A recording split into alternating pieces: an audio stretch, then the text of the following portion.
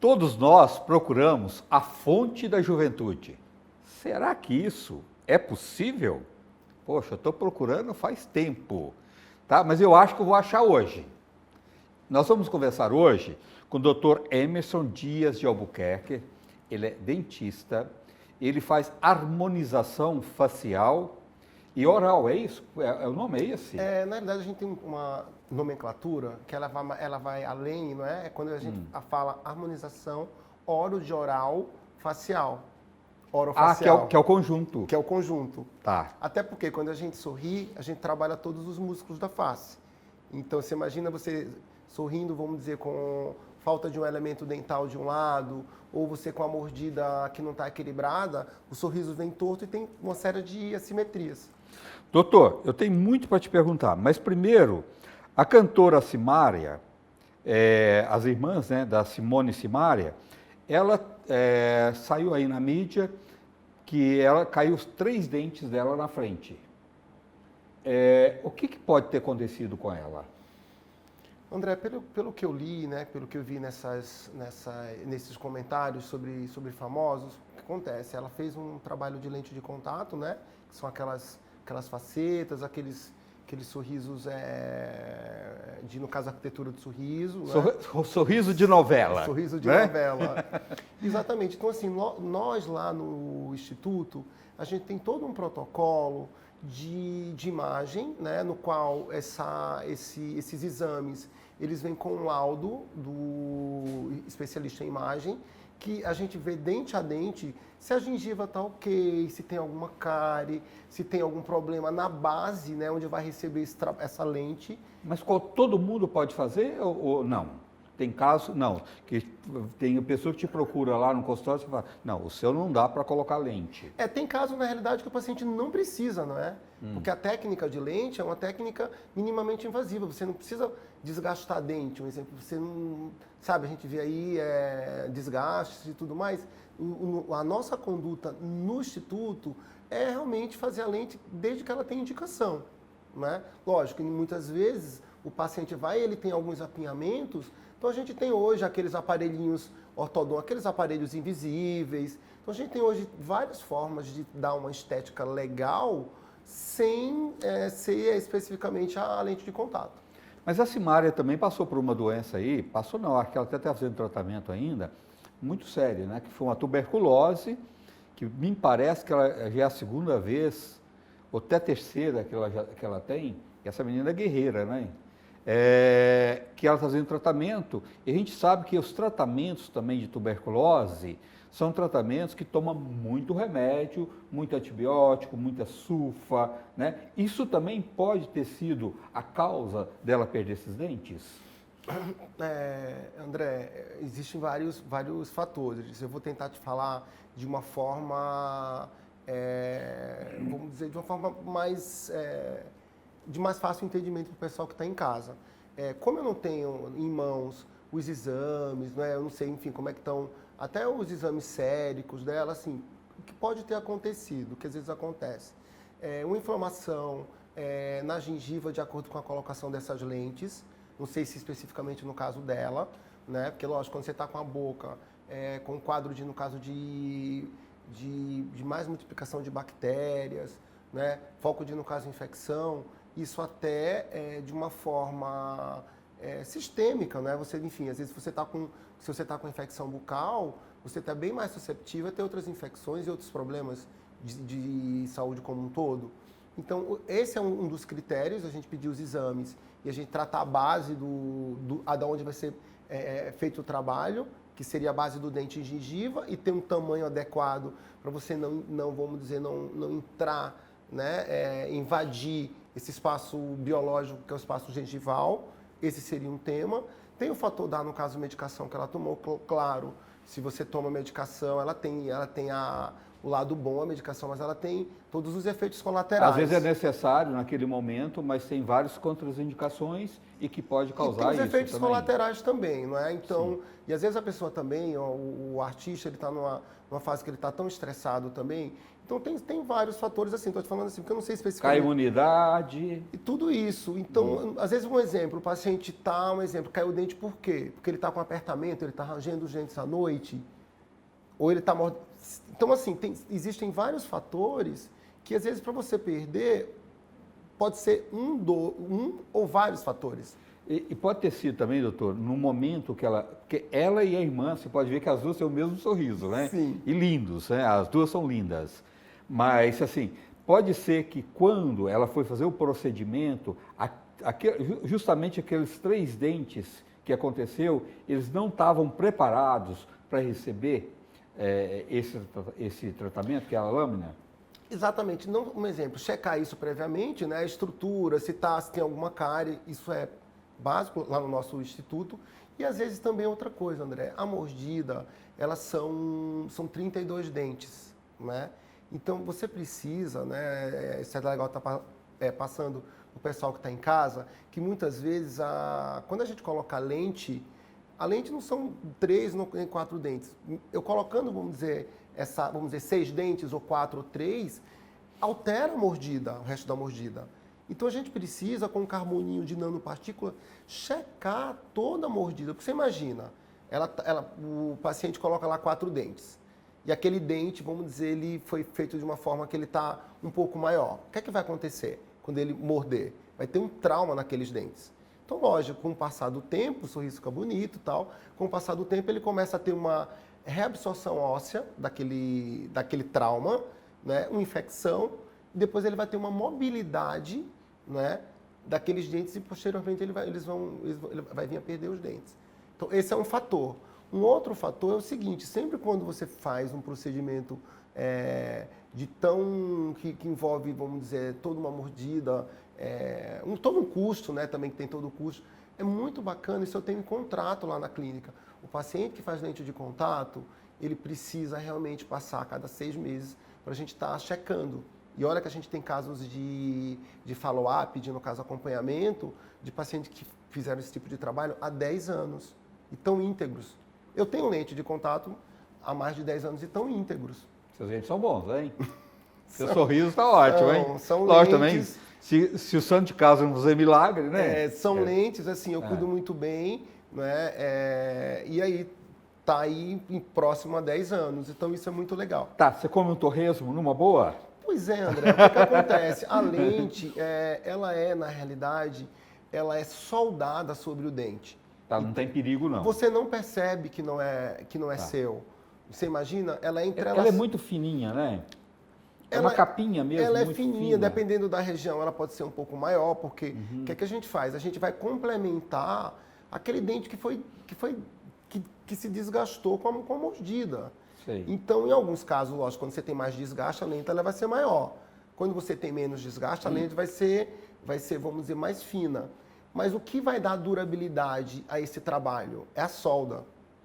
Porque quando você imagina um piso aí que você tem uma cerâmica, se você pega e você deixa ele sentar vamos dizer, com rejunte, né? De qualquer jeito? De qualquer jeito ele vai saltar. Ele vai saltar. Se você pega e você... Então, assim, essa cimentação, apesar que a lente não é cimentação, é uma solda biológica. Tá, então mas você é só uma colocação para as pessoas entenderem. É uma solda biológica que, no qual... Um exemplo, vamos colocar uma situação extrema. Se o paciente, na realidade, ele tiver um trauma, aquela lente deixa o dente mais forte. Então, assim, a lente é quase como se fosse um revestimento que dá mais cor, dá mais design para o dente, dá mais simetria e, além disso, protege o dente desde que tenha sido tomado todos esses cuidados, porque se você não tem esses cuidados, aí dá problema, dá tipo infiltração, dá cárie, foco de bactéria e tudo mais. Então, quer dizer, para ter um sorriso legal, tem que ter muito cuidado, né? E outra coisa também, higiene bucal, no dia a dia. O que é que a gente faz também lá no nosso instituto? A gente faz todo um protocolo de como usar o fio dental, né? O tipo de creme que deve ser usado. Por exemplo, a gente sabe que às vezes a boca está com pH mais ácido e o acúmulo de pigmento e o acúmulo de placa dar-se-á, né, de acordo com a acidez. Então a gente tem cremes que são alcalinos, Lógico, pH ácido com pH alcalino eu consigo neutralizar um pouco essa acidez. E a forma de você higienizar, hoje a gente tem aquelas escovinhas, o Ortepic, que é escovinhas elétricas. E outra coisa, né, André, também essa parte de limpeza mais profunda tem que ser, na realidade, feita no consultório. Com um profissional. Porque né? você tem equipamentos que são mais potentes. Então, assim, a manutenção, o paciente consegue sim fazer. Mas é interessante a cada 3 meses. Cada 3 meses? Cada 3 meses, vamos dizer, dependendo do paciente, se ele higieniza, se ele não forma muita placa, 6 meses. Tá. E às vezes tem paciente que dura, você acredita, 2 anos sem vir. Sem Quero vir. matar. Aí quando chega, tá aquela coisa. Então, assim, sempre é interessante, gente, assim, essas consultas periódicas, porque às vezes nessas consultas a gente consegue salvar um dentinho, a gente consegue, vamos dizer, até uma cárie que está iniciando, ou às vezes o paciente ele está com um apertamento. Então, acho que assim, tudo fica menor para todos. Não é? E uma limpeza não fica não tão caro, né, doutora? É uma coisa que dá para fazer, né? É saúde, né? Limpeza, ela é, vamos dizer, é a base, é como tomar banho, né, André? Sim, é Então, só não tem higiene. como higiene. É verdade. Então, é o básico. Tá, e vamos falar um pouco, então, da harmonização facial, que você até falou num outro programa aqui pra gente, mas se as pessoas gostaram muito, eu queria que a gente falasse mais um pouquinho sobre harmonização facial. A pessoa, para fazer uma harmonização facial, ela tem alguma coisa que ela não gosta. Tá? Às vezes é da cabeça da pessoa. Ela chega no seu consultório, você fala, não vou fazer isso, porque isso não vai combinar de maneira alguma, ou você faz sempre aquilo que a pessoa quer? Ó, uma coisa que eu acho super bacana, André, a gente tem uma referência de proporção e medida. Então, eu acho que isso é tudo. Porque à medida que você chega e fala assim, olha, eu quero lábio, tá? Mas assim, com base em que eu vou estar, trabalhando no lábio daquele paciente? Então, assim, eu acho que isso aí é um protocolo nosso, tá? A gente, graças a Deus, a gente tem muito... estabelece muito a comunicação, que eu acho que muitas vezes, assim, tem a falta de comunicação, tanto do paciente, às vezes porque ele é normal, ele está confuso, até porque a gente percebe que a gente vê tanta coisa de mídia, não é? Então, acho que às vezes ele fica confuso mesmo, tá? E um outro, no caso, fator, seria o profissional também escutar, né? Eu acho que às vezes a gente precisa escutar para ver. Junto a isso, essas referências de medida, que é um exame que a gente pede, que chama cefalometria, que tem as medidas para a gente ter, a partir daí, a gente começar a trabalhar. E, doutor, tem muita gente também, principalmente num momento assim, que não está bem, teve uma separação, homens e mulheres, a pessoa está depressiva, está para baixo, aí ele acha que se ele mudar tudo no rosto dele, vai acabar tudo isso. Aí ele vai querendo, exagero, resolver a vida dele, achando que ele vai resolver a vida dele mudando toda a face dele. Isso não é perigoso também, né? É perigoso. E hoje também a gente tem algumas outras tecnologias, tipo escanear o rosto. Então a gente consegue escanear a face e a gente consegue ver aquelas regiões que tem mais sombra. Então isso é muito bacana, porque a gente consegue, até no próprio consultório a gente consegue escanear, e esses outros exames que eu te falei, que na primeira consulta, né, escaneando, eu já vou conseguir desmistificar para o paciente, olha, essa queixa realmente que você tem aqui realmente é real, vamos fazer, mas assim, olha, tá vendo onde nessa outra área que você está falando aqui, não tem indicação no momento. Então, assim, o mais bacana é você ter um exame concreto, né, uma prova concreta, um embasamento concreto para o paciente do que ele precisa ou não, e depois planejar, né, André, e executar o tratamento. Chegou uma pessoa lá falando, eu quero aumentar meu queixo. E você olha para ele e você fala assim, não, se aumentar o queixo dele, não vai harmonizar o rosto dele, vai ficar pior. Tá? E aí, como é que você faz? A gente também tem no caso, compasso, que tem aquele compasso da proporção áurea, que ele consegue medir. Então, a gente tem uma referência no qual a gente coloca o compasso na base do nariz, no meio dos lábios, e a gente sabe o tamanho exato do mento. Isso é uma referência bárbara. né? E aí vem para todos aqueles outros exames que eu te falei, que são, enfim, a gente consegue mostrar para o paciente e planejar um tratamento muito preciso, assim, próximo do que ele quer, sem descaracterizá-lo, né? Que eu acho que o mais importante é isso, é a gente... são detalhes na face, mas ele não vai ficar desproporcional e estranho, né? Descaracterizado. Eu acho que o cuidado é esse. Sempre partindo daquele pressuposto que eu te falei, o menos é mais. Sempre ter a orientação de um profissional que tem bom senso, né? Isso é fundamental. E você fazer esse trabalho em conjunto com a pessoa.